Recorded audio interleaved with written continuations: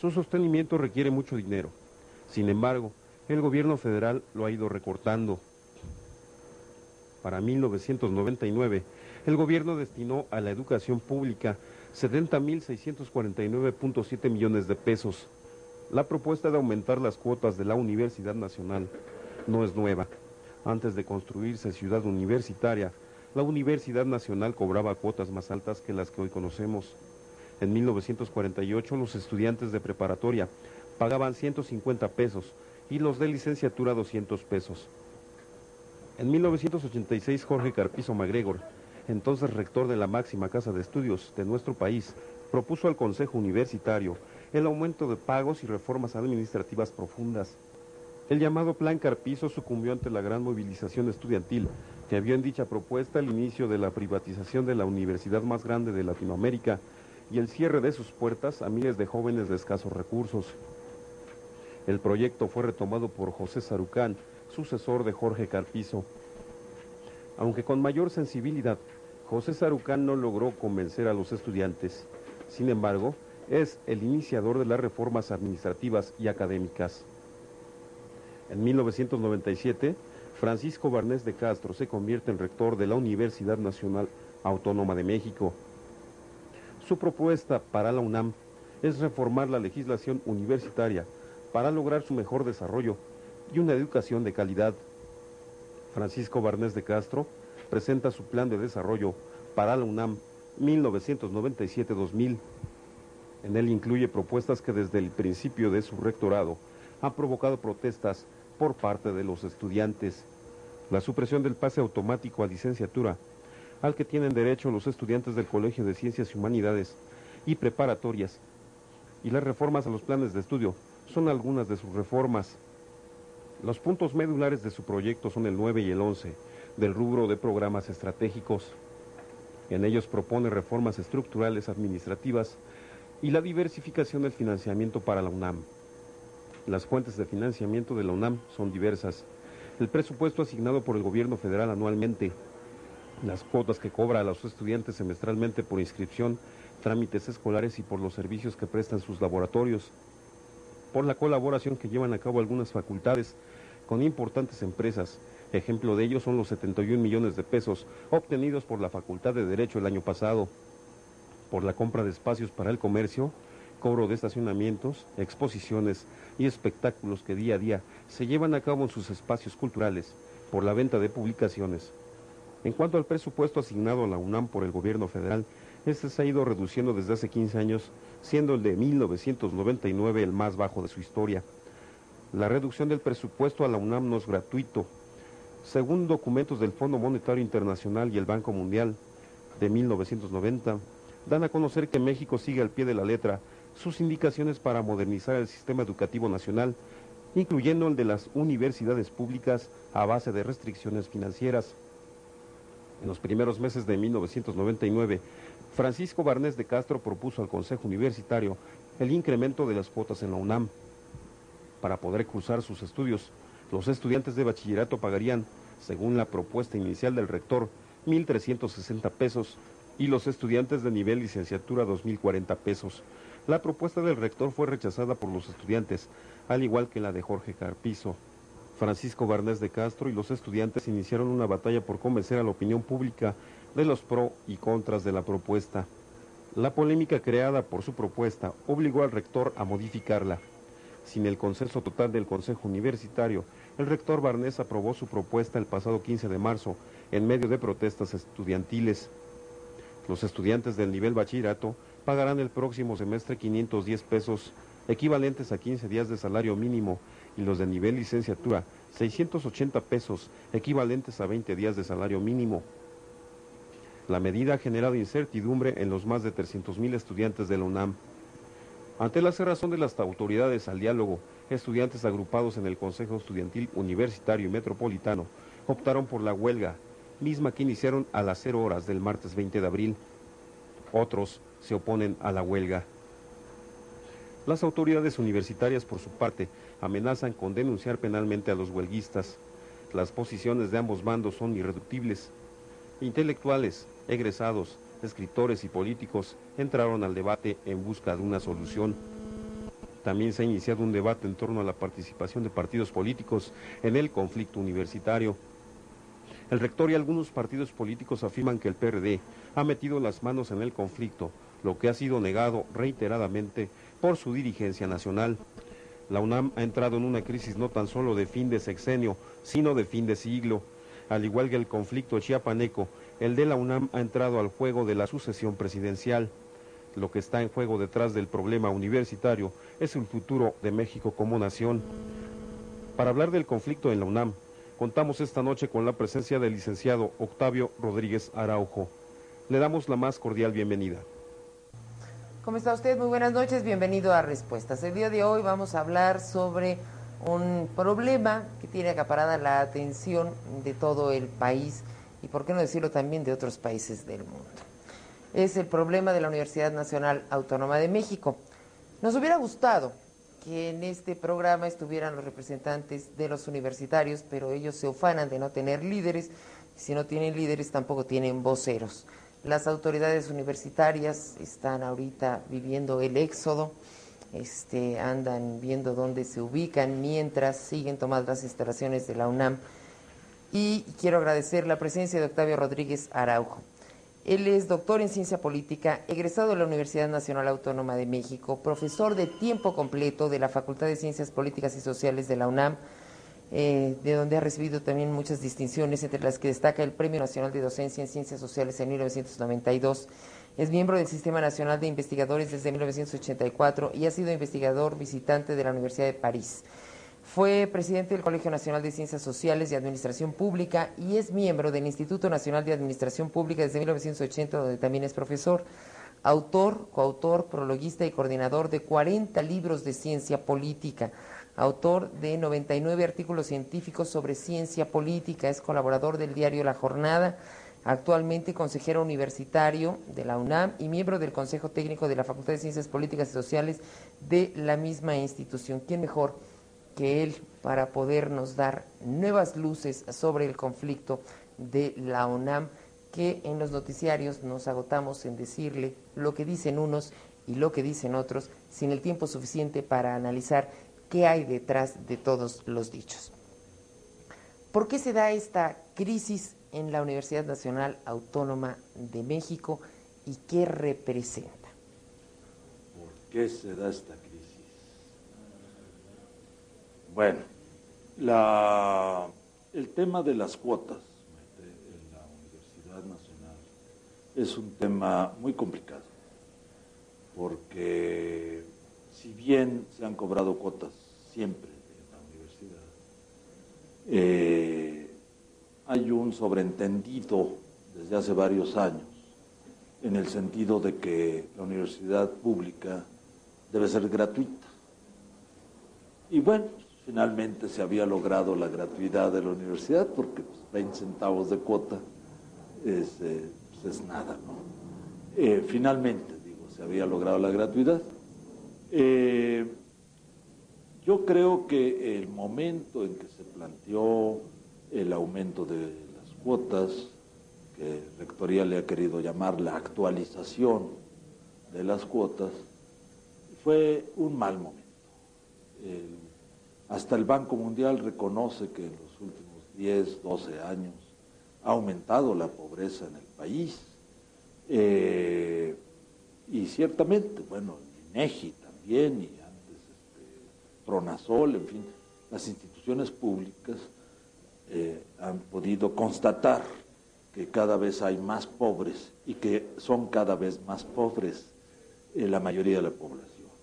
Entonces, en estas condiciones, querer actualizar, entre comillas, las cuotas es un error político. Por lo demás, bueno, se plantea justamente esta propuesta del rector en momentos en que hay efervescencia en el país, en contra de la privatización de la industria eléctrica, por medidas, en contra de medidas antipopulares del gobierno, en fin, en un momento en que estaban los zapatistas haciendo la consulta, o en vías de hacer la consulta en todo México, en fin, fueron muchos elementos los que coincidieron en ese momento, y yo creo que fue un error del rector plantearlo. Si él subestimó la posibilidad de que hubiera un movimiento, una reacción, pues, en contra de esta propuesta de alzamiento de cuotas, pues se equivocó. Eso fue. Ahora, en ese momento, Maite, las condiciones de la universidad eran distintas a las de ahora. Había muchos estudiantes y muchos profesores, más profesores en términos proporcionales que estudiantes, que estaban en favor de las cuotas. Pero el 15 de marzo se llevó a cabo una reunión semiclandestina del Consejo Universitario, donde muchos consejeros no fuimos avisados del cambio de lugar, y esto provocó molestia, enojo, falta de credibilidad en las autoridades, y curiosamente se provocó una reacción, donde muchos de los que estaban en favor de las cuotas pasaron en primer término a estar en contra del rector por la manera en que manejó la sesión del Consejo Universitario, y luego quizá por convencimiento, por no sé, no he hecho encuestas, por también en contra de las cuotas. Entonces lo que parecía ser un proceso difícil, sí, se convirtió en una crisis. Yo sostengo, a pesar de que tengo respeto por el rector y por qué no decirlo, me cae bien como persona, estoy convencido que él o sus asesores o todos juntos han cometido una gran cantidad de errores en este asunto y han llevado a los estudiantes a posiciones de respuesta a la intransigencia de rectoría, una respuesta semejante que es la huelga. ¿Sí era esa la vía para los estudiantes o había otras opciones para los estudiantes? Bueno, los estudiantes solicitaban, demandaban un diálogo abierto con las autoridades universitarias y las autoridades universitarias se negaron a llevarlo a cabo. No es muy difícil tener un diálogo si se establece una agenda, si se establece una mecánica de cómo se puede hacer. Habemos muchos profesores que podemos ser, pues por lo menos, si no simpáticos, si no tan antipáticos, tanto a estudiantes como a las autoridades, como para poder, digamos, moderar las mesas y hacer que las cosas funcionen bien. O sea, sí es perfectamente posible que hubiera habido un diálogo y Rectoría se negó a llevarlo a cabo. Y incluso las propuestas que surgieron en el Consejo Universitario del 8 de abril fueron desviadas un poco por Rectoría, por los directores y los consejos técnicos que son mayoritariamente favorables a las autoridades. Entonces, eso no era el diálogo que se estaba demandando. De ahí que, bueno, se pasó de una posibilidad de diálogo y de entendimiento, de que nos convenciéramos unos y otros y lograr consensos, se pasó a una situación, pues no diré de fuerza, pero sí donde es obvio que una huelga, es decir, una paralización de las labores docentes, en este caso, porque las de investigación continúan, pues es un acto de fuerza de alguna manera, es una presión, vaya, digámoslo así. Y esta presión parece que, lejos de sensibilizar a las autoridades de Rectoría, las ha llevado a hacer declaraciones a veces muy poco afortunadas, que suenan amenazantes. Hoy estuve en Ciudad Universitaria antes de venir para acá y vi unos aparatos muy extraños en postes que son cámaras de video que dan vuelta, así para poder ver quién pasa por ahí. Digo, esto, pues no sé, yo me imagino que en una prisión es algo que es necesario, pero en la universidad a mí me parece verdaderamente estrambótico, ¿no? Claro. Estar fichando a la gente, digo, es ridículo. Somos universitarios y Yo estuve ahí, me dejaron pasar, tomaron mis placas, me revisaron la cajuela para ver si, no sé, si no traía, y me la revisaron también salida. Me parece muy pertinente porque puede haber saqueos y los estudiantes quieren evitarlos. Todo muy ordenado, o sea, pues, sí, se nota vacía la universidad. Pero este tipo de cosas a mí me llaman mucho la atención. Y ha habido algunos funcionarios universitarios y algunos juristas un poco desbocados, para mi gusto, que han planteado todo esto como un delito, que deben intervenir las autoridades de la Procuraduría General de la República, la policía, y no sé, si nos esperamos un poco, quizá alguien plantee la intervención del ejército como en 1968, lo cual sería, digo, desde luego un desatino y un error gravísimo, ¿no? Lo desafortunado de las declaraciones del rector, de su vocero, del propio representante jurídico de la universidad, se suman las de otros funcionarios que tratan de crear todo este ambiente de amenaza y de enrarecer este ambiente, como las del propio secretario de Gobernación diciendo, conocemos a muchas gentes, además con estos términos, ¿no? Sí. Muchas gentes, sí. Sabemos ya los nombres de muchas gentes que están metidos atrás de esto, ¿no? Sí, lo cual a mí me parece muy curioso porque se habla de una intervención de elementos ajenos que ponen en peligro la autonomía de la universidad, y el secretario de Gobernación declara con una enorme tranquilidad, sin darse cuenta del alcance de sus declaraciones, que hay elementos de inteligencia metidos adentro de la universidad para ver quiénes son los líderes, los cabecillas que con mucho gusto yo creo que querrían descabezar.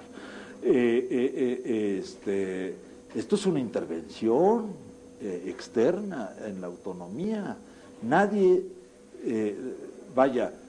que yo sepa, nadie ha solicitado la intervención de las autoridades externas a la universidad, en la universidad, por lo menos públicamente. Y si no es públicamente, entonces hay un error más de usar el teléfono rojo para hacer arreglos por debajo de la mesa en contra de la propia universidad.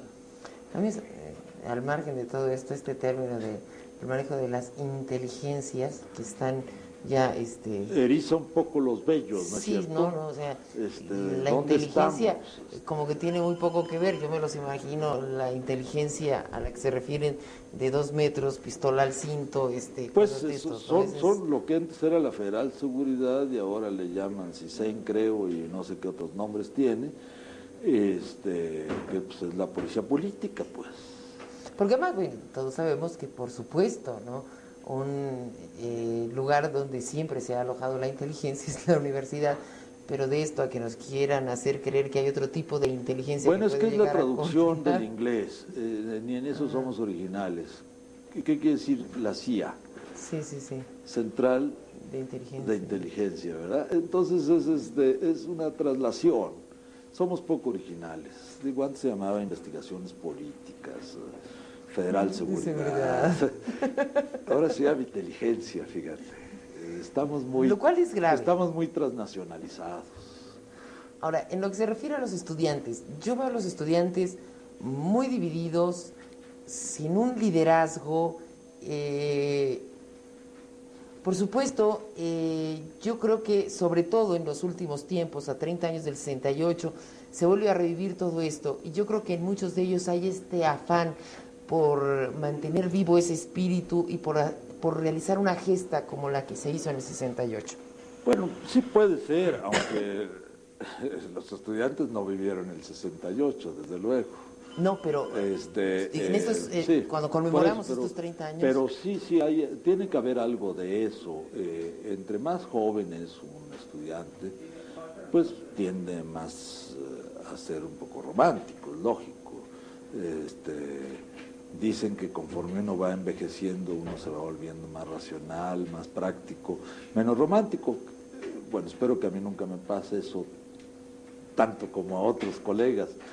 Pero es cierto que la juventud pues, es más idealista, más romántica, y esto lo tiene que ver Yo creo que lo ven como una gesta interesante, como que están participando en la historia, y eso no está mal, yo creo que está muy bien, porque de hecho sí están participando en la historia.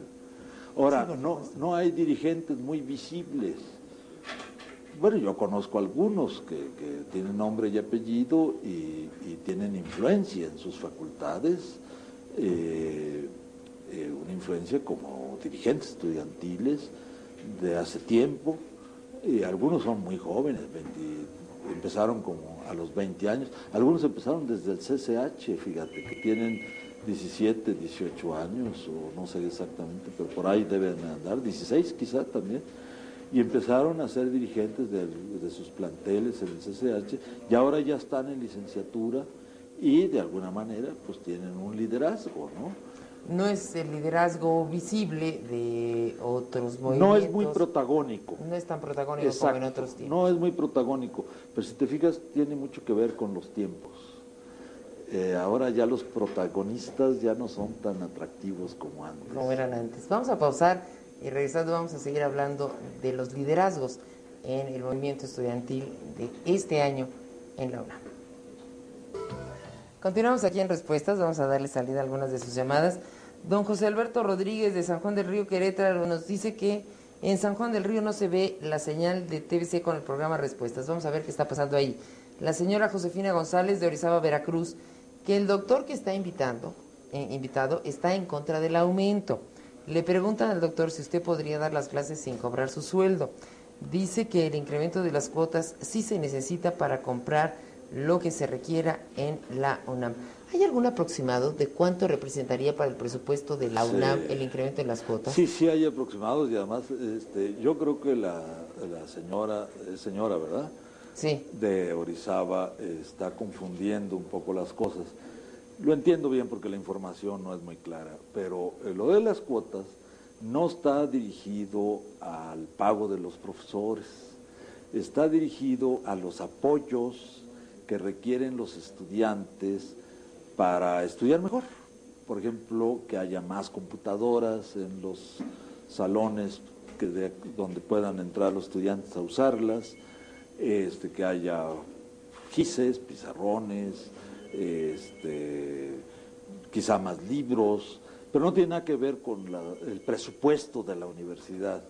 De hecho, el aumento de las cuotas representaría, es que hay diferentes cálculos, pero van entre 0.8% del presupuesto de la Universidad Nacional a 3%, según los cálculos más optimistas o más pesimistas, porque es difícil calcular, porque es a futuro, pero si fuera en este momento, si a todos los estudiantes inscritos, 265,000 estudiantes, se les cobraran las nuevas cuotas, estas representarían menos del 3% del presupuesto de la universidad.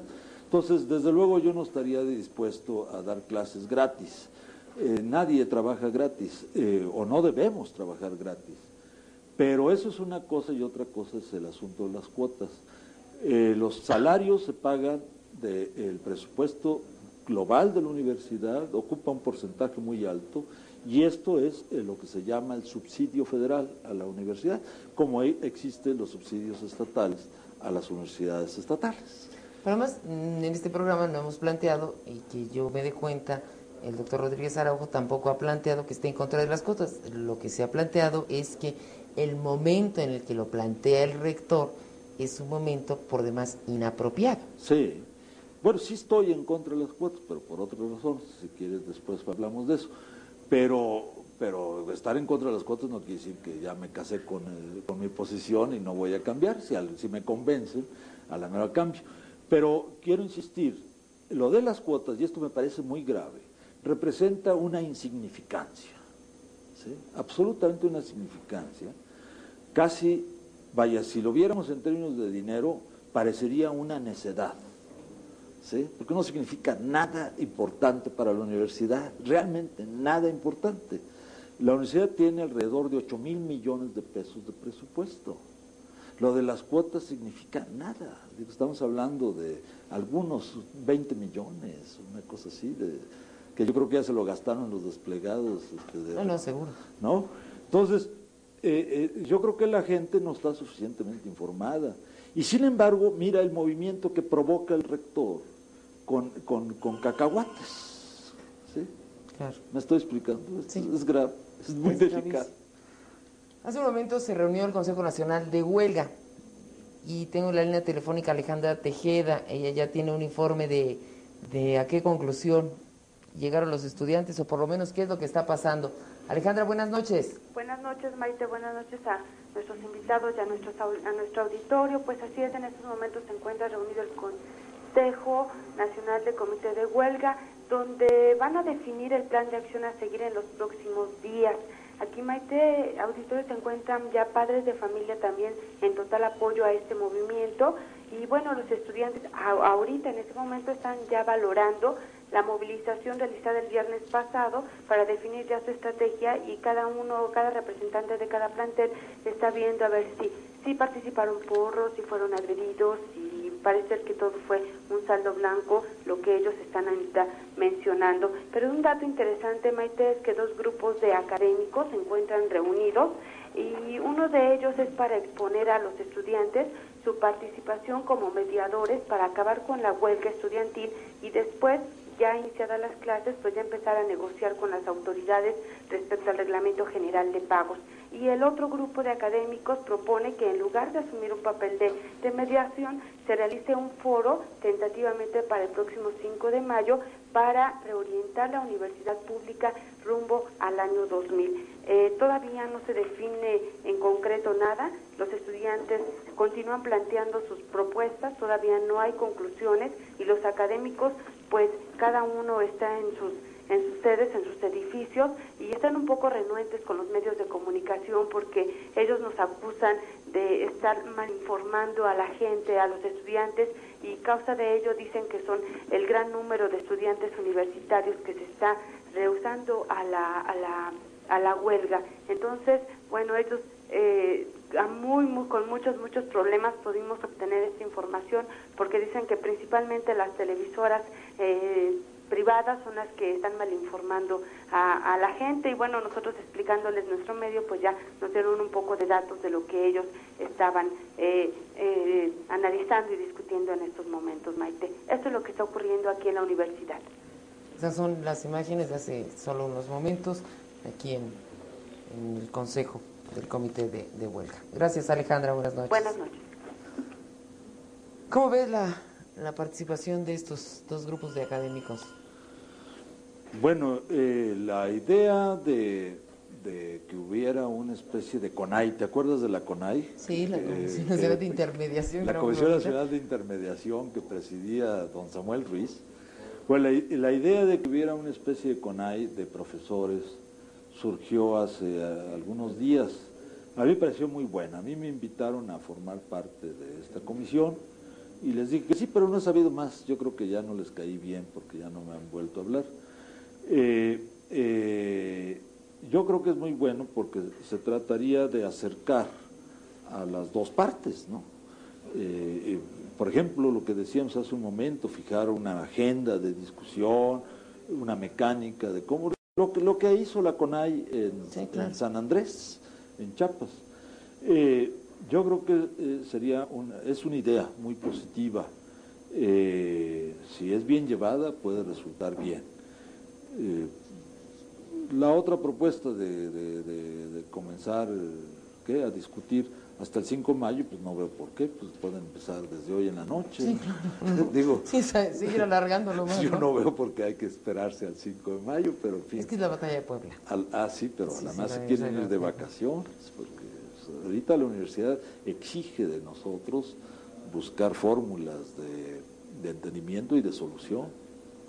La señora Elizabeth Hernández de Reynosa, ¿le parece ilógico que los estudiantes de la UNAM se opongan al incremento de cuotas porque en otras escuelas privadas se paga por la educación? Esta es la diferencia entre una escuela privada, una universidad privada y una universidad Exacto, pública. hay una gran diferencia.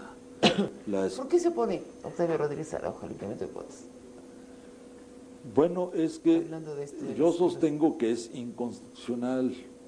Voy a explicar por qué. El artículo 3º constitucional vigente, en su fracción 4ª, dice que toda la educación que imparta el Estado será gratuita. Bien.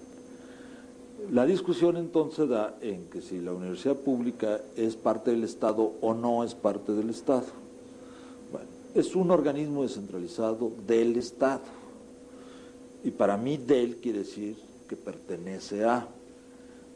Ya en el periódico tuve una discusión sobre esto y me puse a estudiar a uno de los clásicos del derecho administrativo en México, que se llamó Gavino Fraga, bueno, igual que su hijo, que está vivo, y que se llama igual.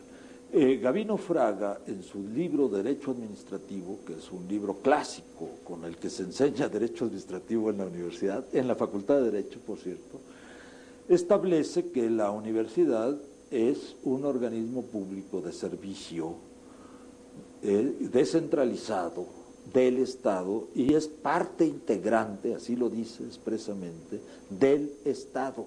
No es una entidad aparte del Estado, ni un Estado dentro del Estado, sino que es parte integrante del Estado. Por lo tanto, si el Estado, a través de ese organismo descentralizado del Estado, que es la UNAM, que es la Universidad Autónoma de Chapingo, que es la Universidad Autónoma Metropolitana y otras varias universidades públicas que tienen esta misma calidad, o el Politécnico, que es un órgano desconcentrado, no descentralizado, sino desconcentrado del Estado, es decir, que pertenece, en este caso, a la Secretaría de Educación Pública, o la Universidad de las Fuerzas Armadas, que es un órgano desconcentrado también. O sea, son universidades estatales, para decirlo rápido. Bueno, si el Estado imparte educación a través de estas entidades públicas, parte del Estado, pues entonces la educación debe ser gratuita. Lo que hacen los juristas, algunos juristas, tramposamente, es confundir dos partes del artículo 3 que no tienen nada que ver. Ellos dicen, el artículo 3 establece que el Estado está obligado a impartir educación preescolar, primaria y secundaria, y que alentará y promoverá la educación superior, así. Y entonces esto lo quieren igualar con la gratuidad, cometen un error. El Estado está obligado a impartir esa educación y no está obligado a impartir educación superior. Pero si la imparte, entonces tiene que ser tan gratuita como la preescolar, la primaria y la secundaria. ¿Me estoy explicando? Sí, sí. O sea, no está obligado a impartir como la otra, sí. Pero si la imparte, como es el caso de la UNAM, entonces tiene que ser gratuita. Por eso, por este principio constitucional, que además tiene sus raíces históricas, en la Cámara de Diputados, la exposición de motivos, todo lleva, tanto de los diputados como del mismo ex rector Caso, llevan justamente a la gratuidad de la universidad. Entonces, yo estoy defendiendo un principio. No es que yo piense que las cuotas son muy graves. Ahora, si de veras quisieran lograr la equidad a través de las cuotas, entonces que sea gratuita de 0 a 6 salarios mínimos. ¿Sí? Y que a partir de 6 salarios mínimos sea progresiva la cuota. Claro. Porque el planteamiento actual es que la gente no sabe, pero la diferencia entre los estudiantes cuyos padres tienen 4 salarios mínimos y 6 salarios mínimos es muy grande. Con 4 salarios mínimos máximo es un porcentaje como de 9 o 10% de los estudiantes, pero con 6 salarios mínimos es arriba del 40%. Ojo. ¿Sí? Y luego hay como 30%, 35% de estudiantes cuyos padres tienen ingresos mayor de 9 salarios mínimos. Y entonces, ¿qué es lo que está ocurriendo? La propuesta del rector está cargando el costo de la educación en una capa que va entre los 4 y los 9 salarios mínimos. Y en lugar de ser una pirámide, es algo así como una cosa así muy rara, como una persona gorda, así, con angosta de arriba, ancha de la cintura y angosta de abajo. Es otra cosa. ¿Sí me explico? Sí. Entonces, aquí hay la gente no se ha puesto a estudiar realmente. La señora de Reynosa Bueno, pues, ¿quieres saber cuál es la diferencia entre la universidad privada y la universidad pública? Pues esa. Claro. La universidad privada es un negocio. Cobran 5,000 pesos mensuales, ¿no? La Ibero, el Tecnológico Monterrey, eso es lo que cobran, 5,000 pesos mensuales. No, ya te cobran por semestre, ¿no? Por materia, por semestre. Sí, pero si tú lo traduces al mes, son 5,000 pesos. Son 30,000 pesos por semestre. Que hay días que no los ganamos. Pues José sí, ¿no? Vázquez, de Pachuca, Hidalgo.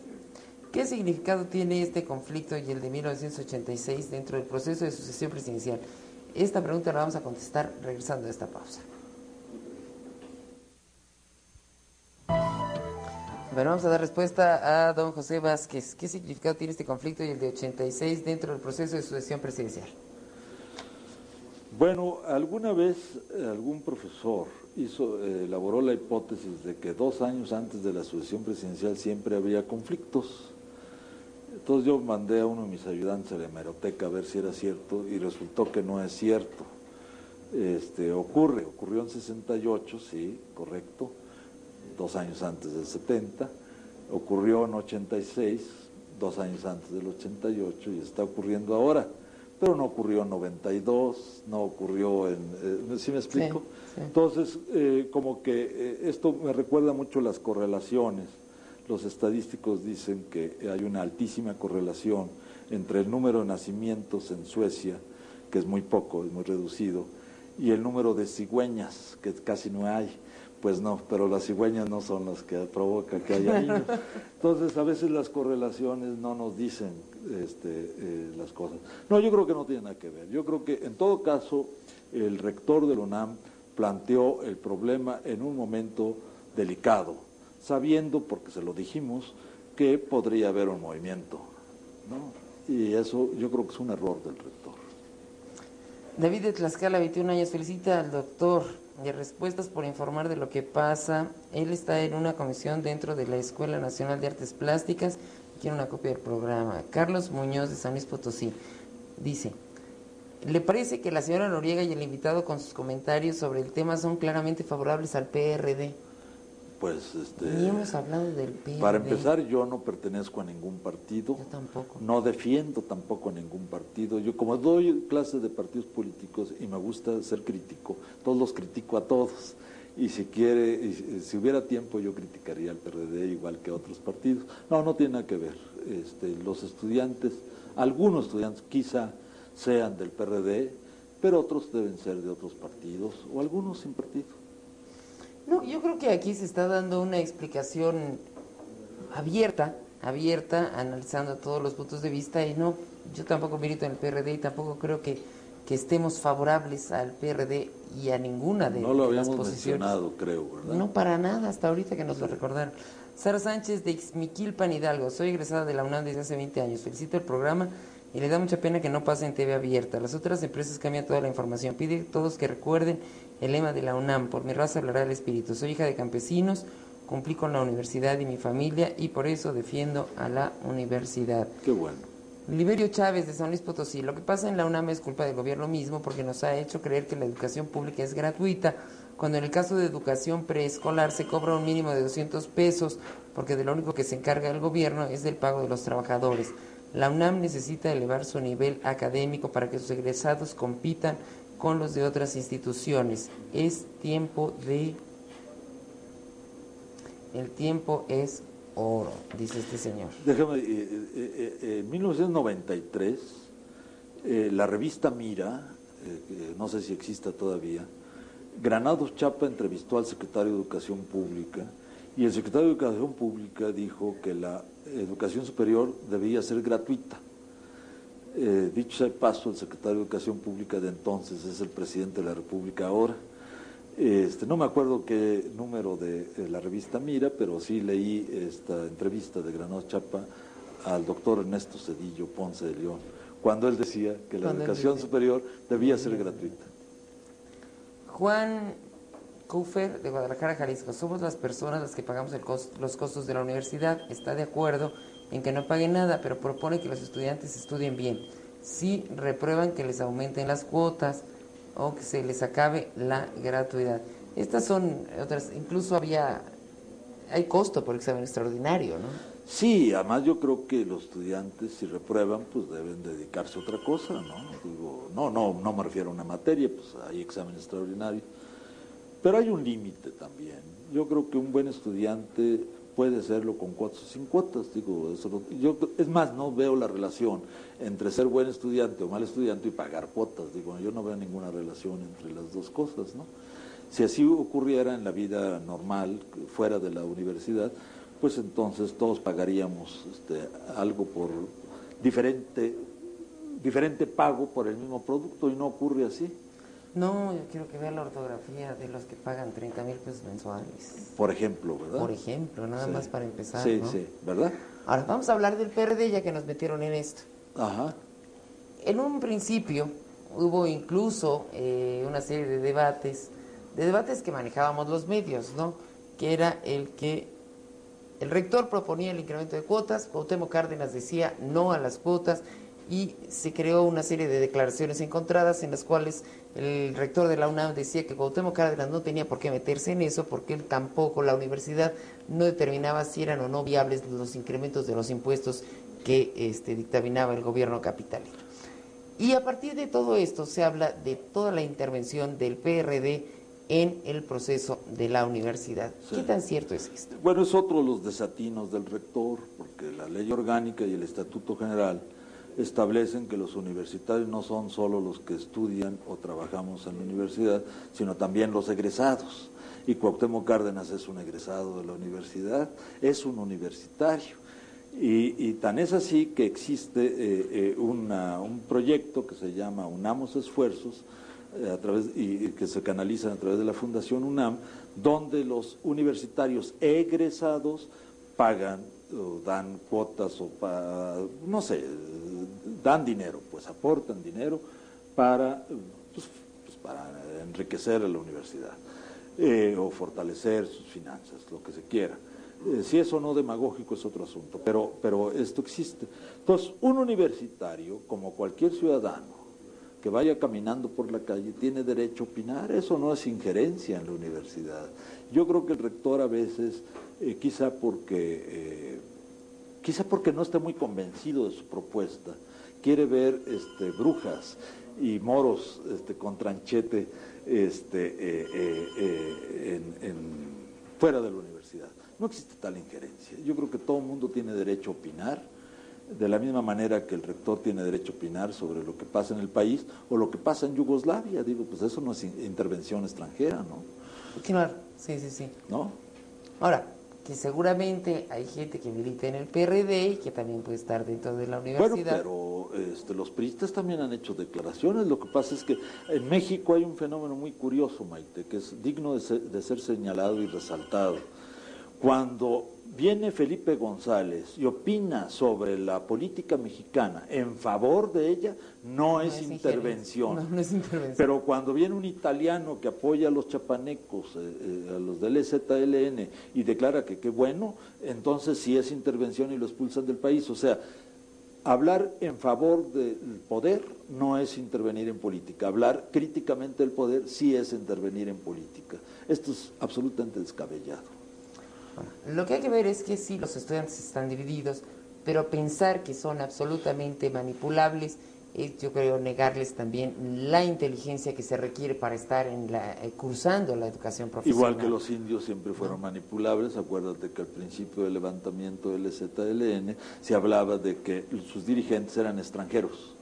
Sí, claro. Franceses, guatemaltecos, etcétera, hasta que Manuel Camacho en el diálogo de San Cristóbal declaró que todos eran mexicanos.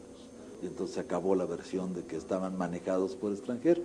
O sea, las masas siempre, pobrecitas, siempre están manipuladas por gente diabólica, ¿no? ¿No? Ahorita lo que habrá que esperar es que funcione tal vez la mediación de los profesores, de los académicos, porque de otra suerte las posturas de ambas partes en este momento yo creo que están un tanto cuanto tirantes y haría muy difícil la negociación. Yo creo que es urgente que haya una mediación que acerque a las partes y las ponga a dialogar y que cree las condiciones para un diálogo verdadero y abierto. Yo creo que esto es urgente en la universidad y en cualquier conflicto social. Y el escenario que se plantea es seguramente la necesidad de que el rector dé marcha atrás a su propuesta, tal como está en este momento, y entonces sí, no como lo hizo en este momento, que es decir, aquí está y ahora sí discutimos, sino decir, que discutamos, analicemos todas las propuestas de los estudiantes, de los académicos, de toda la gente, y entonces sí aquí hay planteemos. una sutileza que conviene mencionar. El rector lo único que puede hacer es posponer la aplicación del reglamento. La derogación del reglamento solo la puede hacer el Consejo Universitario. Puede posponer, el rector puede posponer. Puede posponer la aplicación para las calendas griegas, es decir, para el infinito. Pero solo el Consejo Universitario puede abrogar o derogar el reglamento, porque fue el Consejo Universitario, más mal que bien, la instancia que aprobó el reglamento. Pero ese es un as que podría tener en ese momento. El rector, si yo fuera rector, yo daría una declaración en el sentido de posponer la aplicación del reglamento e invitar a la comunidad universitaria a un diálogo auténtico para resolver los problemas de la universidad, que no es solo lo del reglamento, tiene que ver con muchas otras cosas. Y además incluso en este pliego petitorio ya están sacando los muchachos asuntos que fueron Asuntos ya del 97 y otros que tienen que ver con la ley orgánica y con la forma de gobierno de la universidad, que desde luego no es democrática. La forma de gobierno de la universidad es una pirámide vertical, descendente y autoritaria. Bueno, este es el planteamiento del doctor Octavio Rodríguez Araujo, consejero universitario, periodista, académico, estudioso de la ciencia política. A ver, Juan, tiene algunas llamadas, rapidito antes de despedirme, por lo menos para darle las gracias a la gente. Profesor Mario Ventura de Chapala, Jalisco, felicita al invitado y le expresa su reconocimiento por su punto de vista ante el conflicto. Opina que sus comentarios no tienen tendencia alguna. Felicita al programa. Oscar Pérez de Tlaxcala, de Tlaxcala. 3 cosas. Primero, al conflicto universitario no se le puede llamar huelga porque no es un conflicto laboral. ¿Estamos de acuerdo? Bueno, una huelga, de acuerdo con el diccionario de la Real Academia, es suspensión de actividades. No, nada más es lo que establece el artículo 123. Por encima del artículo 123 está el diccionario de la lengua. En español. Dice, se les debe obligar a pagar mínimo 500 pesos. Esto lo tendrán que decidir, que esto es en lo que estamos planteando, ¿no? Que esto tendrá que ser esta la propuesta. Eso es lo que se tiene que una discutir. de las propuestas que se podrían discutir. Claro. Piensa que se debe actuar con dureza contra los líderes de los movimientos si están identificados. Además, se debe actuar duramente contra los estudiantes y exigirle cuotas más altas. El gobierno debe aplicar mano dura contra los estudiantes. Los felicita a mí y al invitado. Por supuesto, yo digo primero al invitado. ¿Qué es esto? ¿Por qué a la gente le da por actuar con dureza? Pues quizás sea una postura ideológica o quizás sea una vocación autoritaria, ¿no?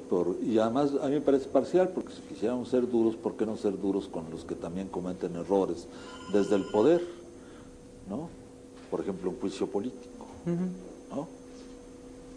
Alfredo Martínez, estudiante de la UNAM de Coacalco, Estado de México, informa que la carrera de Planificación para el Desarrollo Agropecuario de Plantel en Paragón está contra el paro en la UNAM y a favor del diálogo. Un aumento de cuotas módico de todos los alumnos. Adán Mendoza de Colima felicita al profesor Rodríguez Araujo. Sé que se le olvidó al doctor Araujo que es al Estado al que le corresponde proporcionar todo lo que requieren las universidades públicas. Comenta que en la Universidad de Colima no cantan mal las rancheras, cobran cuotas muy altas. Así es. El sector Héctor Anda de Reynosa, Tamaulipas, considera que el actual problema en la UNAM es un problema político, apoya el incremento de cuotas y está en contra del pase automático, porque muchos lo consideran abiertamente discriminatorio. Sí. Y rápido la última llamada. Jorge Aguilar de Orizaba, Veracruz, dice que la educación impartida por el Estado no es totalmente gratuita, como en el caso del nivel preescolar e incluso hasta el bachillerato. Pregunta su opinión al invitado. Pues debiera ser. Debiera ser. Está en la Constitución. Lo que ocurre es que hacen muchas trampas en las escuelas públicas. Cobran por uniformes, cobran por el uniforme de deportes, por la aportación voluntaria, por las tijeras, el material y la cartulina sobre la que se van a pegar florecitas. Digo, es fantástico, pero lamentablemente eso es negocio a veces de las mismas autoridades de las escuelas públicas. Y que además tenemos y debemos denunciarlo. Gracias, al doctor Maite, Rodríguez muchas Serrano. gracias por tenerme en tu programa. Muchas gracias. Gracias a usted, como siempre, por su atención y por su participación. Lo esperamos el próximo lunes. Muy buenas noches.